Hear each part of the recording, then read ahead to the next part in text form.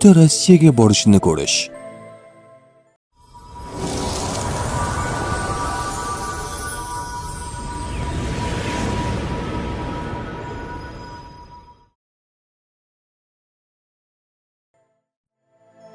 Bu yangi imkoniyatlar va o'zgarishlarni bildiradi. Ish, o'qish yoki hayotda yangilik bo'lishi. Safar, ko'chish yoki yo'lga chiqish rejalarining yaqinlashishi belgisi. Qiyinchiliklardan chiqish, holat o'zgarishi, yaxshiroq sharoitga o'tishni ham bildirishi mumkin.